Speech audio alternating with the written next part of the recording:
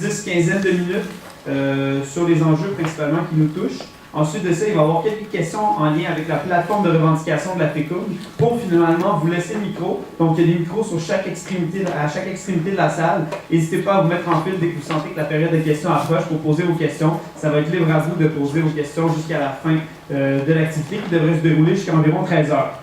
Donc, sans plus tarder, je vais vous laisser avec M. Denis Coderre et je vais vous laisser se présenter. Je pense qu'il se connaît mieux que moi.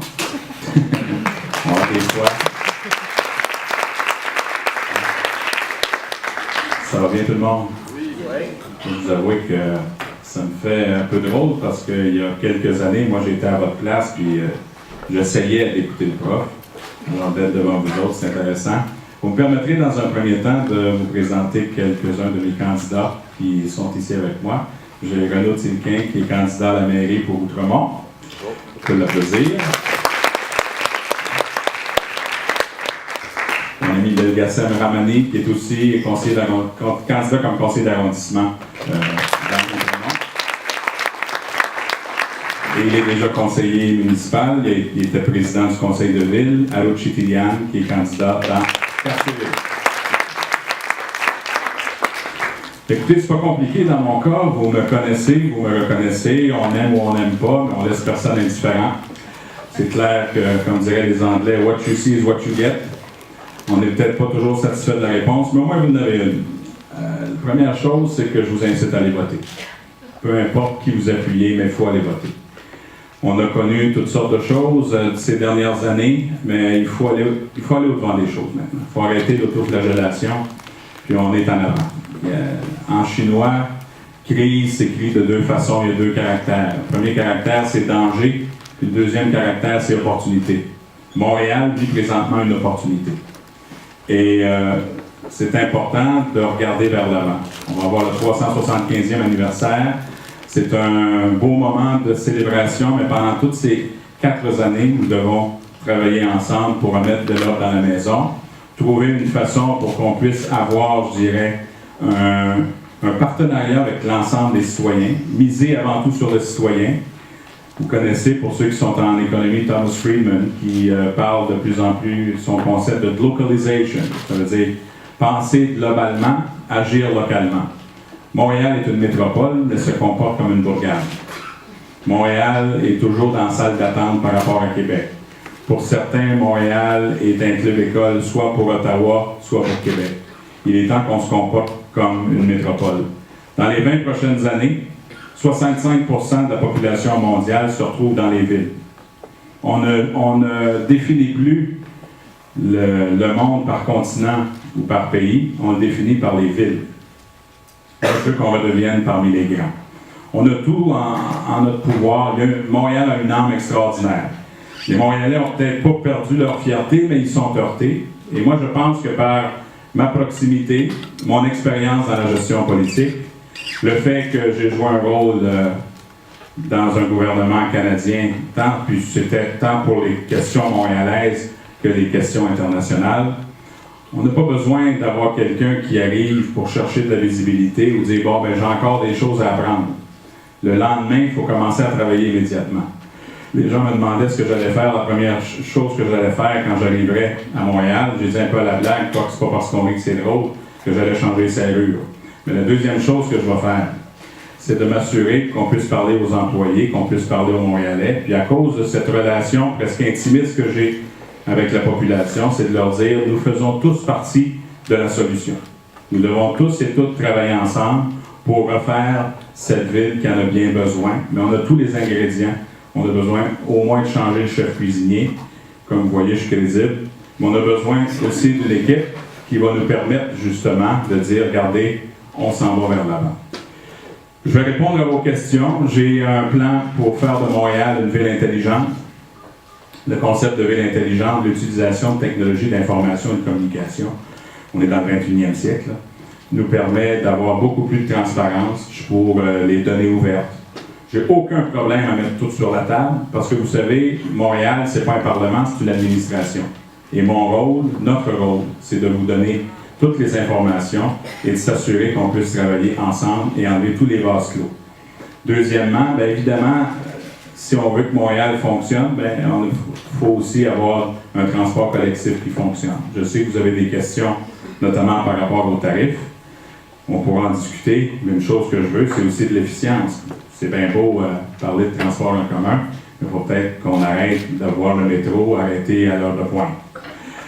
Moi, je suis un gars pragmatique, ça veut dire que je suis là pour la base, pour commencer. On peut marcher de la gomme, marcher en même temps. Il y a assez de trous dans Montréal pour faire un club de golf. Il faut régler la question des nids de poules, il faut régler la question de l'infrastructure, il faut régler les questions d'infrastructure souterraine, il faut régler la question de la circulation. Tout ça, c'est le côté pratico-pratique de la chose. Mais ça ne nous empêche pas de rêver et de dire dans quel type de société on veut vivre, dans quel type de ville on veut vivre. Et c'est pour ça que les célébrations, soit du 40e anniversaire des Olympiques en 2016, peu importe votre point de vue politique, le 150e anniversaire de la Confédération, le 50e anniversaire de l'Expo et le 375e anniversaire de Montréal, ben, c'est des occasions en administration publique qui nous permettent que personne ne va nous donner comme excuse « vous êtes obligé d'aller chercher un nouveau programme au Conseil du Trésor ». Ça veut dire qu'il y a déjà des choses qui sont à l'intérieur, il y a des budgets qui sont à l'intérieur et on peut utiliser ces budgets-là pour faire en sorte qu'on puisse laisser un legs à Montréal. Évidemment, Montréal, ville de savoir, je viens d'arriver justement d'une conférence de presse où on vient d'ouvrir officiellement le centre de recherche du CHUM. On a 5 universités, on a une occasion, on a une opportunité extraordinaire. Il y a des réalités sur le plan du savoir, recherche et développement qui fait en sorte que Montréal est cette plaque tournante. Et là, on a un rôle à jouer, mais on doit travailler en partenariat avec les autres. Même chose sur la question du logement. Je sais qu'il y a une réalité étudiante, que les étudiants sont de plus en plus âgés, mais ils ont une famille. On doit parler de conciliation, travail-famille. On doit aussi parler de conciliation, études-famille. Donc, on doit aussi, puis je ne vous promettrai pas des choses qui ne seront pas réalisables. On doit, puis j'ai parlé avec les gens de la FECUM et les autres associations étudiantes, on a besoin d'une étude réelle, réaliste, solide, qui nous permette de voir c'est quoi les besoins en termes des logements, comment on peut le faire de façon réaliste. Pour moi, c'est d'être inclusif, tant au niveau de mon administration qu'au niveau de comment les choses vont fonctionner. Tous ceux et celles qui doivent avoir droit au chapitre doivent faire partie aussi de la décision. Et c'est pour ça que ce soit avec les associations étudiantes, les groupes de jeunes, avec les universités, avec les services de santé, c'est de travailler ensemble pour qu'on prenne une décision inclusive et éclairée pour nous assurer qu'ensemble, on puisse refaire de Montréal une ville qui nous fait encore rêver. J'arrête là, je vais répondre à vos questions. Je sais que la FECUM m'en a préparé quelques-unes, puis je suis ouvert à toutes vos questions. Merci beaucoup. Merci beaucoup, M. Collard.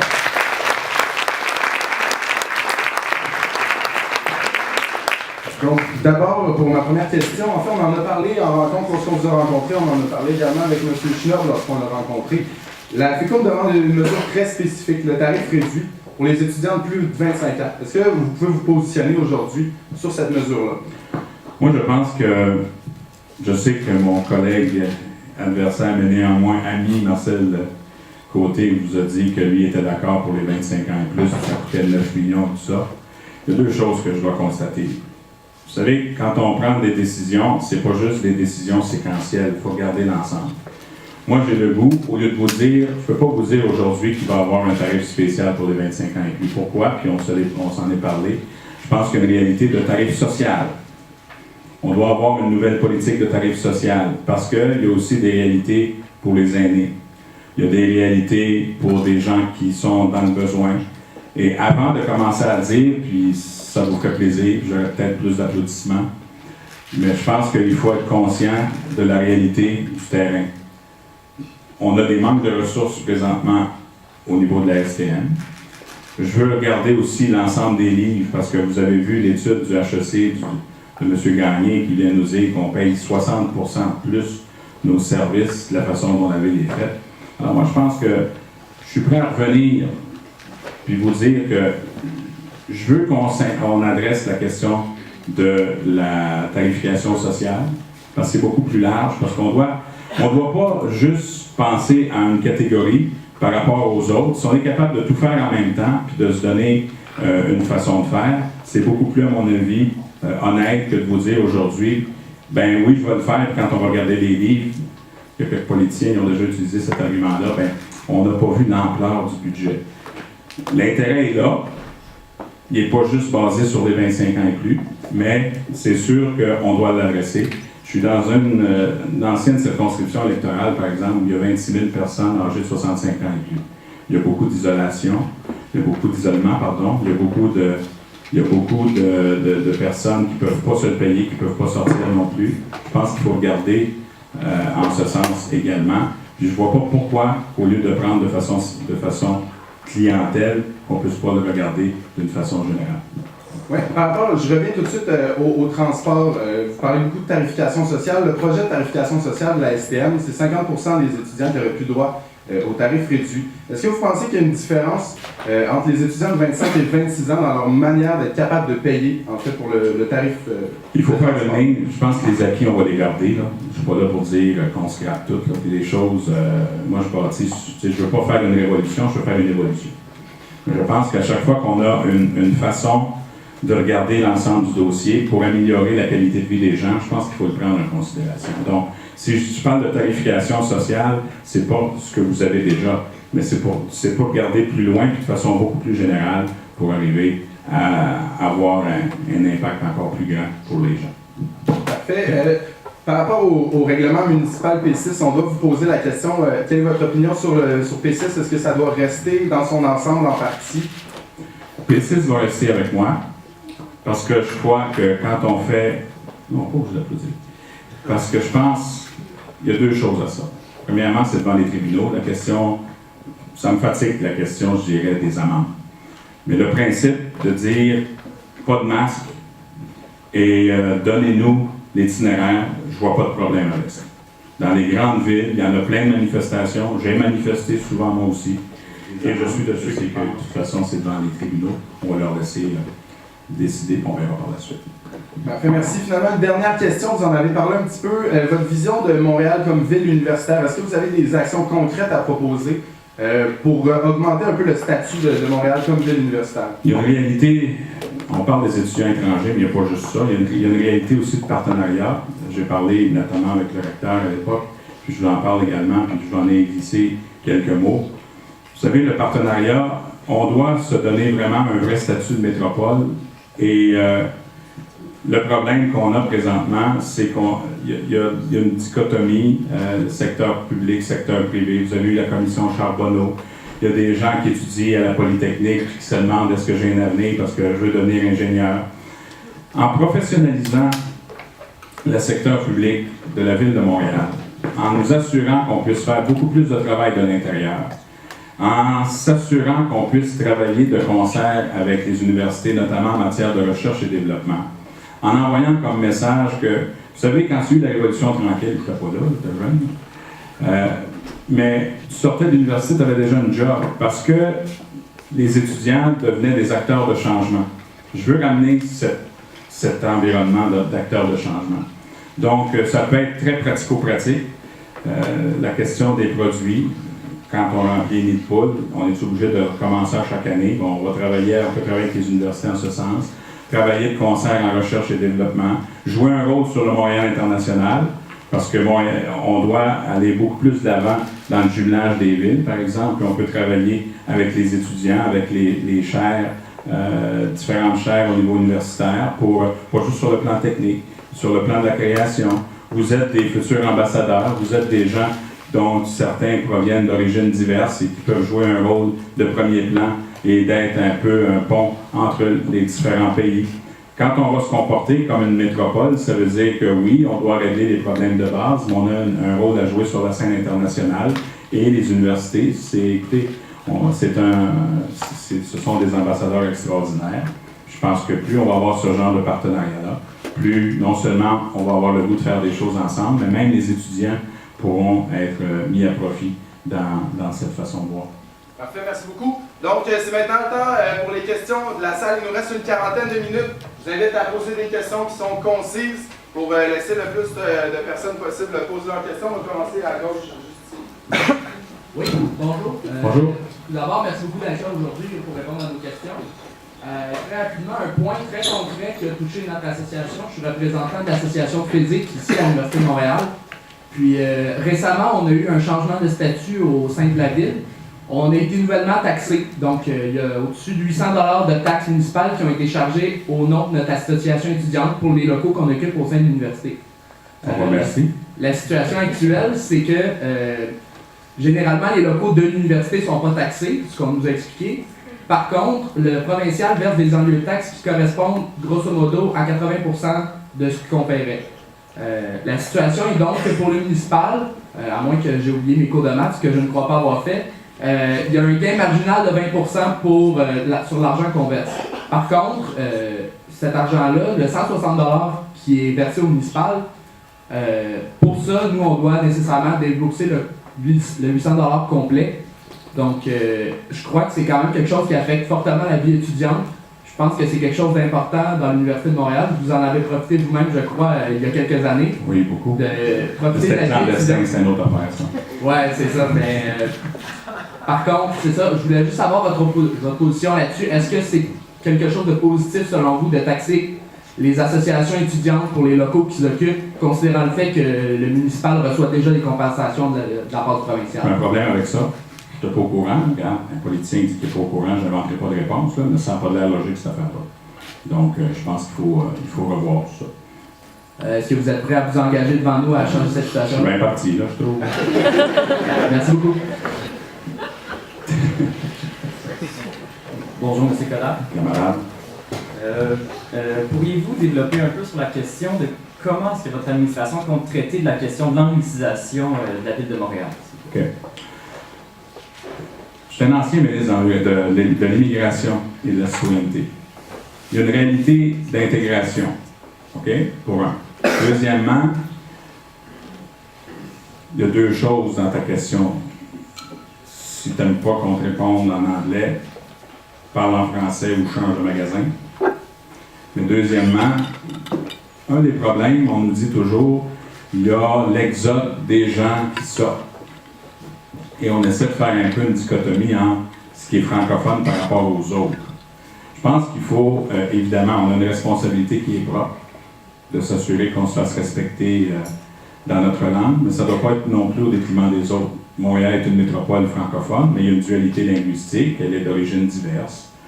Et on doit s'assurer, par exemple, parce qu'on a signé une entente, une des plus belles ententes, je dirais, qui fonctionne, oubliez la question nationale, là, c'est l'entente Québec-Canada en matière d'immigration. Parce que vous avez 15% d'immigration à Montréal, il y a une population, la population québécoise représente environ 24-25% de la population canadienne. Elle reçoit à chaque année un budget basé sur la population québécoise indexé. Et en plus, là-dedans, il y a de l'argent pour l'intégration, parce qu'on dit que Québec doit être maître d'œuvre. Ça, c'est hormis la question des réfugiés, la question de sécurité, tout ça, mais mettons, pour la venue des familles, des immigrants indépendants, des immigrants investisseurs. Je pense qu'on doit faire nos devoirs peut-être en matière d'intégration pour aider justement nos nouveaux arrivants à pouvoir respecter la langue officielle. Mais il ne faut pas que ça soit non plus un combat un contre l'autre. Je pense que c'est une question qu'on doit se respecter nous-mêmes. Regardez, c'est sûr que je suis francophone, puis je veux qu'on respecte ma langue. Mais je pense qu'il ne faut pas mettre de côté non plus la richesse des autres et peut-être les accompagner davantage pour qu'on puisse s'assurer qu'on puisse mieux se comprendre. Donc moi, je ne suis pas un gars qui pense que par la loi, nécessairement, on va avoir un impact tant que ça sur la question linguistique. Peut-être se rappeler que dans les années 50 et 60, Montréal était beaucoup plus anglais que présentement. Je comprends qu'il y a des statistiques, qu'il y a des documentaires, puis qu'on nous dit, regardez, ça s'anglicise, mais il faut aussi respecter un certain processus d'intégration. On a des responsabilités personnelles nous-mêmes pour assurer justement que notre langue puisse être respectée, mais je ne le ferai jamais au détriment des autres.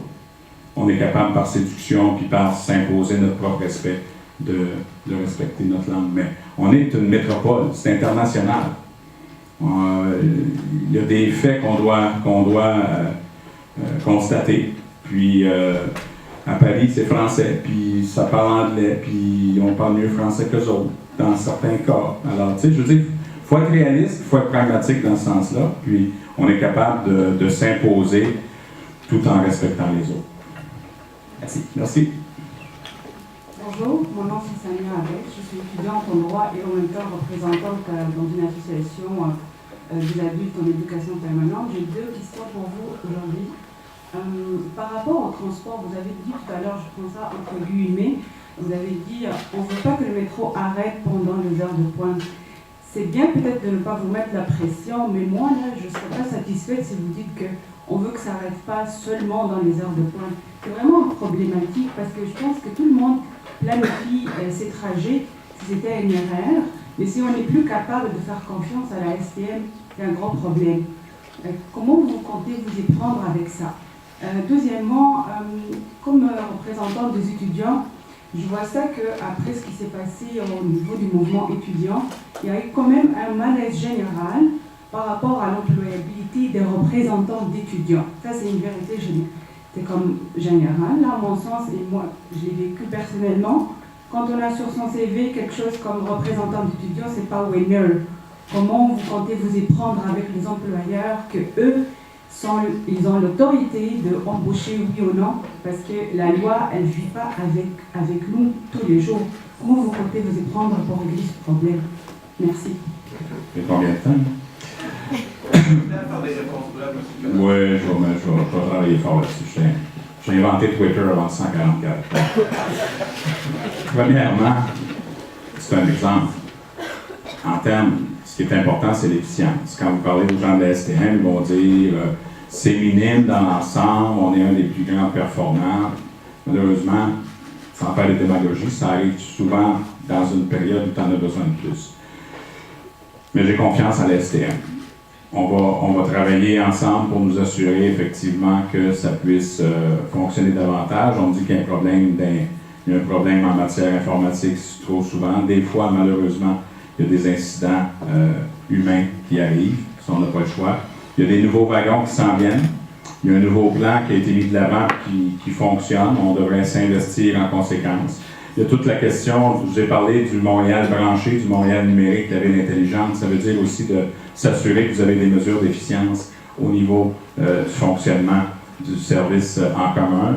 Plus d'intégration. Moi, je viens de Montréal-Nord et puis on nous a promis le métro, ça fait 35 ans, là, il va y avoir finalement la ligne bleue. Il va y avoir donc une politique intégrée. Moi, je veux plus d'autobus, je veux plus de voies réservées.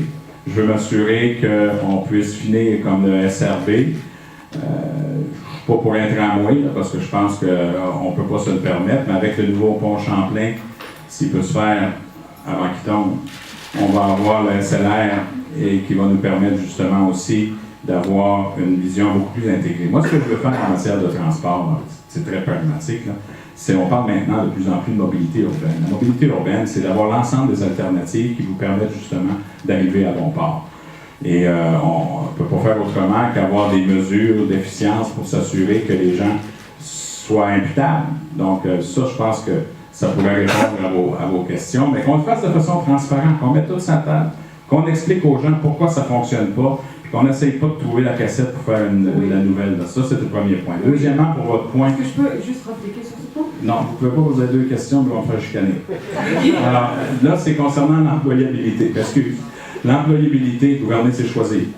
L'employabilité, alors, je ne connais pas votre problème s'il y en a un personnel, mais pour moi, qui a été ministre à l'époque, puis notamment pour les étudiants étrangers qui leur ont permis d'avoir un permis de travail pour pouvoir travailler, le projet pilote est devenu une politique. C'est sûr pour moi qu'un étudiant, c'est pas juste d'être assis derrière le banc et d'écouter le prof. Ça vous prend également des mesures de stage pour que vous puissiez déjà avoir votre expérience. Moi, regardez l'ETS, ça est un exemple. Il y a à l'Université de Sherbrooke, il y a plein de choses qu'on peut penser en ce sens-là. Puis, je ne vois pas pourquoi on ne pourrait pas, justement, en tout cas à notre niveau, créer un environnement qui démontre s'il y a des problèmes en ce sens-là, qu'on doit aussi employer des étudiants. OK, juste... On va prendre une première question. Il y a beaucoup de Merci. Oui, bonjour M. Coderre. J'aimerais savoir si vous avez l'intention de renégocier le régime de retraite des employés municipaux à Montréal ou de faire comme la maire Régis Laroume à Québec, de faire pression sur le gouvernement du Québec puis sur le ministre des municipalités pour avoir le pouvoir de le faire. Puis aussi, j'aurais une autre question, si je peux. Je vais vous demander de livrer vos questions à une seule pour permettre à toute la salle de poser des questions. Mais j'ai déjà répondu à celle quand on a marché chez les voir. Vous savez, dans la fable de La Fontaine, il y avait la grenouille qui voulait être aussi grosse que le bœuf. La grenouille, c'est Québec. Le bœuf, c'est Montréal. On a déjà une aréna pour une équipe de hockey. On va arrêter de se comparer. C'est pas la même affaire. Alors, l'attitude, la façon de faire, l'authenticité, par exemple, va être pareille. Ça, c'est la première étape. La deuxième étape, il y a une réalité des fonds de pension. Il y a une réalité de gestion, parce que c'est pas juste au niveau de la ville, c'est partout. L'espérance de vie augmente. Mais moi, je pense pas qu'il faut toujours donner le coup de poing sur la table. Ce sont des citoyens à part entière, ce sont également des payeurs de taxes. Il y en a peut-être qui restent trop à l'extérieur de Montréal, mais ça qui reste plus à Montréal. Mais chose certaine, j'ai déjà vu les cols bleus négocier une entente de partage 55-45, puis c'est positif. Il y a des réalités aussi. Un policier ou un pompier, c'est pas la même fonction que, par exemple, l'école bleue, l'école blanche ou les professionnels. Donc, il faut avoir une application ou une approche multifacette. Mais moi, j'ai déjà parlé avec l'ensemble des présidents de syndicats et ils comprennent qu'on doit le faire. On nous a essayé de nous rentrer le couteau dans la gorge avec le rapport d'amour. Là, il est tabletté. Parce qu'un des problèmes, c'est qu'on disait que les fonctionnaires municipaux, on devait le faire, mais on ne l'appliquait pas aux provinciaux. Au niveau de la Sûreté du Québec, on ne l'appliquait pas, mais il fallait l'appliquer à la police de Montréal. Moi, je pense qu'on doit l'adresser. On va le faire de façon inclusive. On n'a pas le choix. On est condamné à trouver une solution, mais ça ne sera pas la même méthode que vous voyez à Québec. OK? Merci beaucoup. Merci. Bonjour. Bonjour. J'aurais une autre question sur le transport en commun. Vous avez parlé justement, vous voulez améliorer au jour le jour l'efficience et régler les petits problèmes, et puis d'abord faire des voies réservées, ce qui aiderait la fluidité des transports de bus. Mais à plus long terme, quelle est votre vision? Qu'est-ce que vous voulez faire du transport en commun à Montréal? Plus de métro, plus de bus, plus de fréquences, plus d'heures d'opération? La première étape, c'est qu'il faut se donner une attitude gagnante. Et une attitude gagnante va avoir un impact direct. C'est sûr qu'on veut réduire le nombre de voitures, mais moi, il y a une réalité auquel on doit faire face. Je ne dirais pas on va enlever 50% des voitures du jour au lendemain. OK? Ça, c'est la première étape. Donc, il faut être pragmatique dans ce sens-là. Le maire de Montréal est aussi le président de la CMM, pour le Montréal métropolitain. Quand vous avez des problèmes de congestion, c'est clair que c'est parce qu'il y a du monde de la Rive-Nord ou de la Rive-Sud qui rentre dans Montréal. Alors, on ne peut pas travailler en vase clos. Si vous voulez vous assurer qu'on règle les problèmes de congestion, si je vous parle, par exemple, en termes de voies réservées, il faut s'assurer que tout le monde chante la même tune ensemble, qu'on travaille dans ce sens-là. Je vous ai parlé du SLR, je vous ai parlé de plus d'autobus, je vous ai parlé de ville intelligente, de l'utilisation de technologies. Je pense également qu'il faut repenser toute la question du stationnement à Montréal. Le but, c'est de se dire que maintenant, on ne gérera plus les transports par rapport au nombre de véhicules qui passent, mais il faut aussi être là par rapport à c'est quoi la réalité des gens qui vivent dans leur milieu. Donc, on a besoin d'avoir un rôle direct, un lien direct entre l'aménagement et puis le transport collectif. Vous vous souvenez que j'ai parlé de mobilité urbaine aussi. Il arrive des moments où on a besoin d'une voiture. Il y a des taxis, il y a le vélo, on peut même marcher. Puis il y a des transports collectifs. Alors, au lieu de commencer à dire, bon, on va faire plein d'affaires, il faut commencer par savoir ce qu'on a. Il y a un plan qui existe au niveau de la STM jusqu'en 2015. Je pense que ça, c'est un très bon plan. D'ailleurs, vous avez vu une réduction quand même assez appréciable au niveau de réduction des voitures, mais il faut commencer par faire de l'ordre dans la maison. Avec le SLR, avec les nouveaux quartiers qui s'en viennent, exemple Blue Bonnet, les nouveaux quartiers qu'on va construire, il faut justement penser par rapport à cet aménagement-là qu'il y ait plus de transport collectif. Mais la réalité, c'est que vous avez quoi? 400-500 000 personnes qui viennent au centre-ville à chaque jour. Vous avez une réalité de pont, vous avez une réalité de congestion.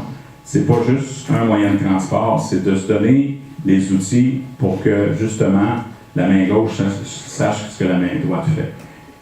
La vision, là, pour commencer, c'est d'avoir une base qui fonctionne.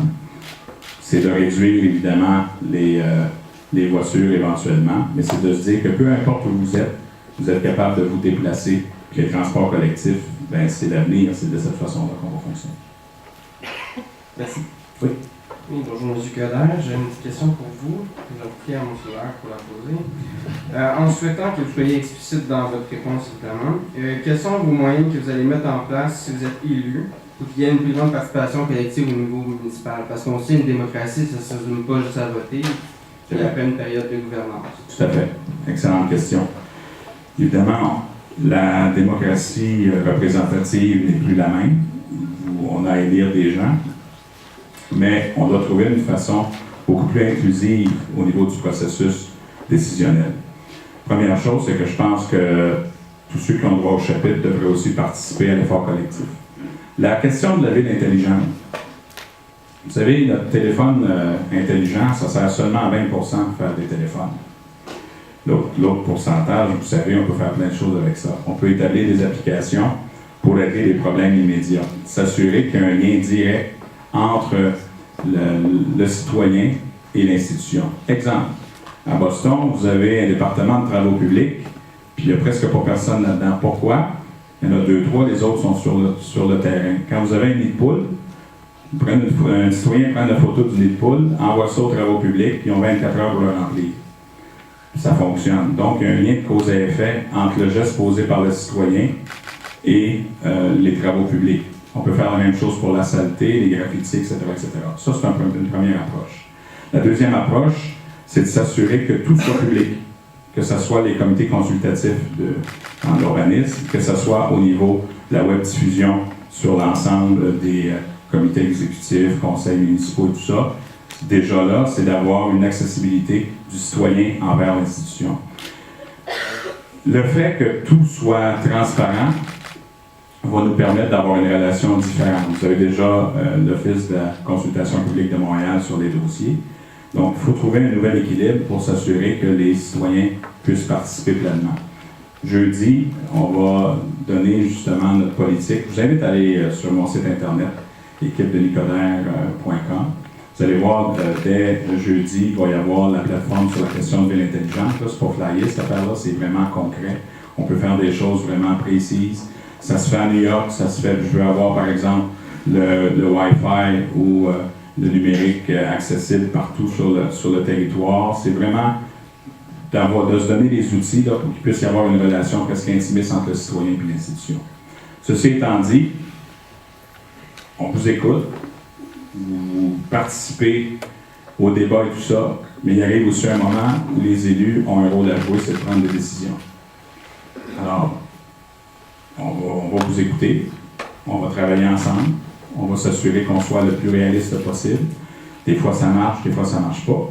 Mais vous allez avoir aussi un leadership qui permet de prendre des décisions et de les assumer. Parce que bien souvent, c'est ça qui manque. On est toujours plus fort quand on est inclusif, quand on travaille avec les gens, mais il arrive aussi un moment où on prend des décisions qui ne font peut-être pas toujours l'affaire, mais au moins ça a le mérite d'être clair. Donc cette transparence va justement permettre que vous n'êtes pas juste là pour voter une fois par 4 ans, puis vous allez vraiment avoir droit au chapitre. Ça, j'ai toujours fonctionné comme ça, comme député ou comme ministre, puis j'ai bien l'intention que l'administration, comme futur maire, puisse agir en conséquence. Il y a déjà des gestes qui ont été posés, il faut les saluer. Je pense qu'il faut aller encore plus loin, il faut que ça s'étende partout. En littérature de langue française, ma question c'est tous les candidats à la mairie de Montréal semblent obsédés par la transparence, ce qui est une bonne chose.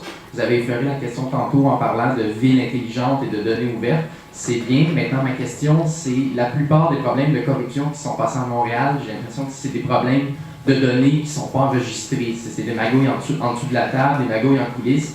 Donc, est-ce que vous proposez des mesures pour que justement ces choses-là cachées cessent ou du moins soient mieux contrôlées? Oui, question très pertinente. Premièrement, ça dépend aussi du fonctionnement de l'administration. Le politique est là pour prendre des décisions et définir des orientations.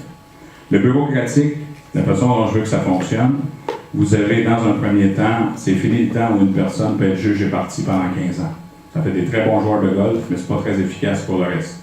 Alors, je pense qu'il faut avoir une rotation au même titre que les parlements, des sous-ministres, des personnes qui sont haut placées, puis qui ont un rôle à jouer sur la question, puis là je ne parle pas d'expertise, je te parle en termes décisionnels, il doit y avoir une rotation au moins aux 2 ans.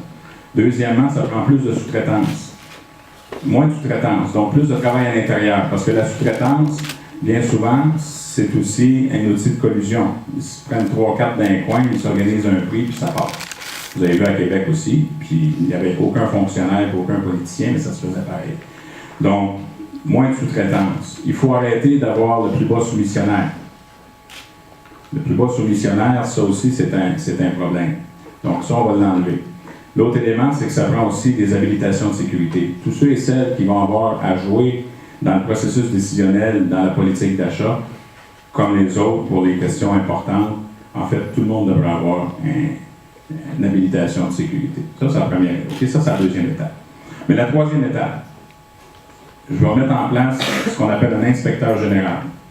L'inspecteur général, ce n'est pas un vérificateur qui a strictement un pouvoir de recommandation. Puis bien souvent, c'est l'opinion publique qui fait le reste. Ce n'est pas un contrôleur qui fait aussi des recommandations et qui donne le statut de la situation.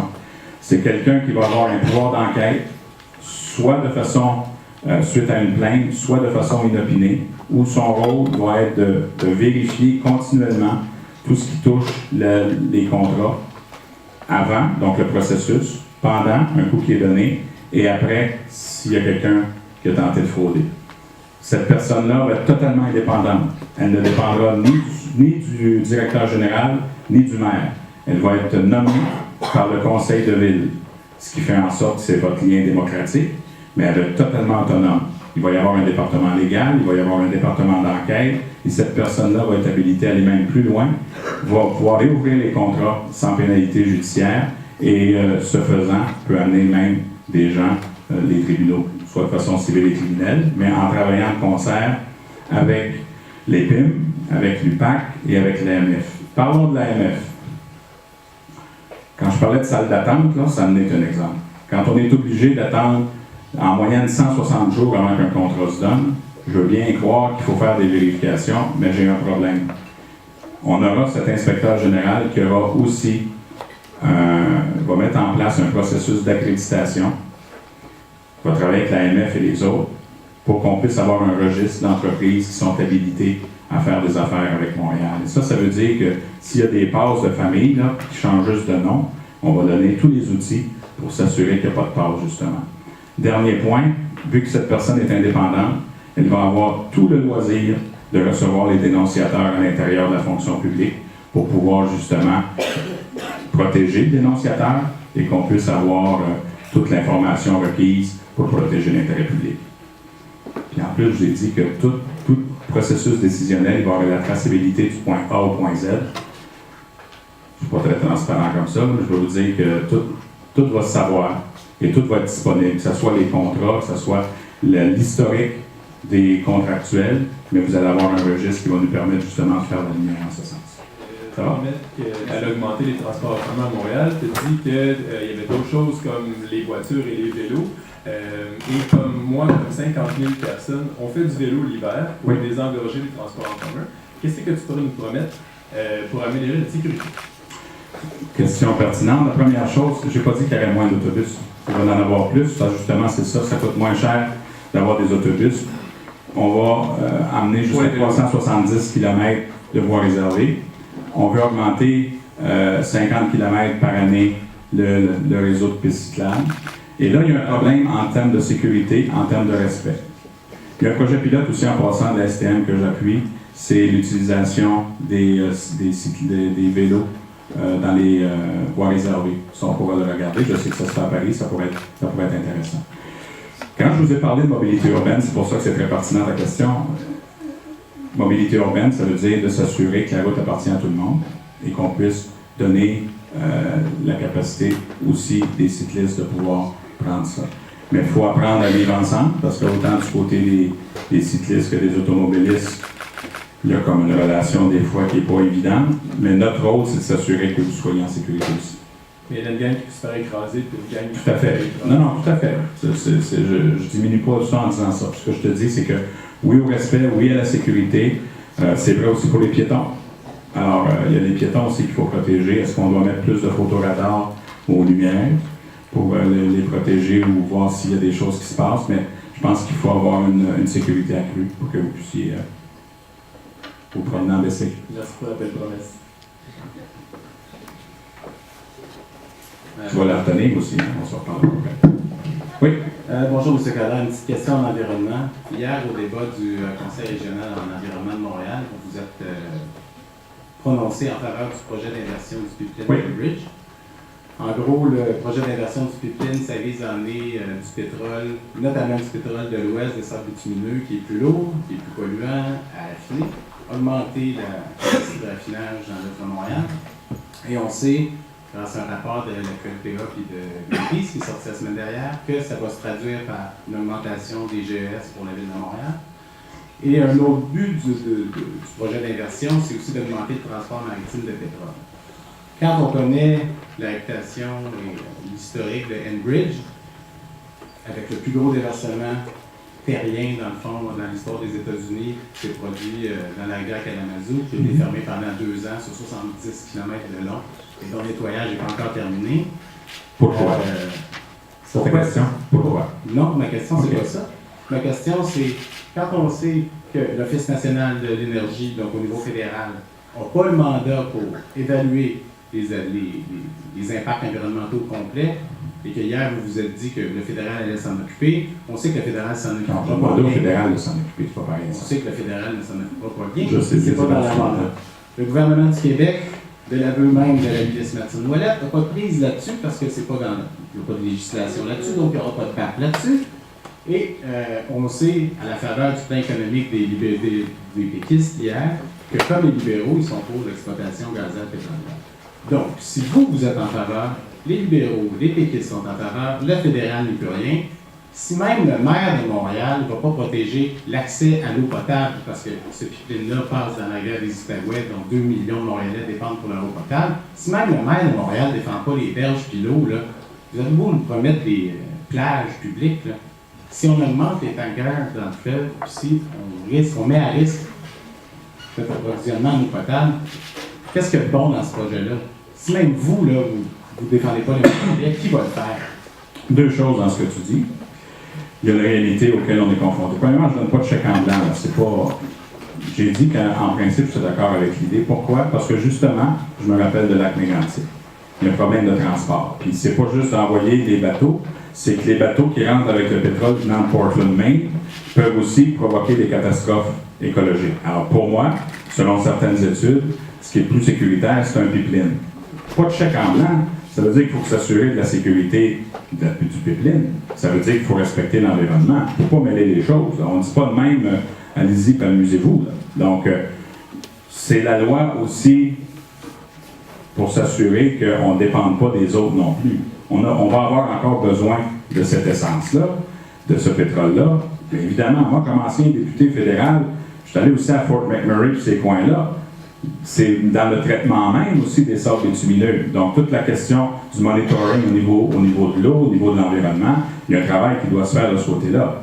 La question du pipeline, c'est la question du transport, puis qu'est-ce qu'on doit faire pour justement s'assurer qu'on ait également du pétrole sans dépendre le moins des autres et travailler pour s'assurer qu'il y a une sécurité au niveau du transport. Je ne suis pas le seul à avoir dit ça, là, mais je pense qu'il faut être pratico-pratique également. Si c'est 40% plus sécuritaire un pipeline que d'autres choses, c'est sûr qu'on ne laissera pas passer le pétrole comme ça. Ça, c'est la première étape. La deuxième, j'étais critique. Mon dernier mandat comme député fédéral, c'était critique des transports, des collectivités.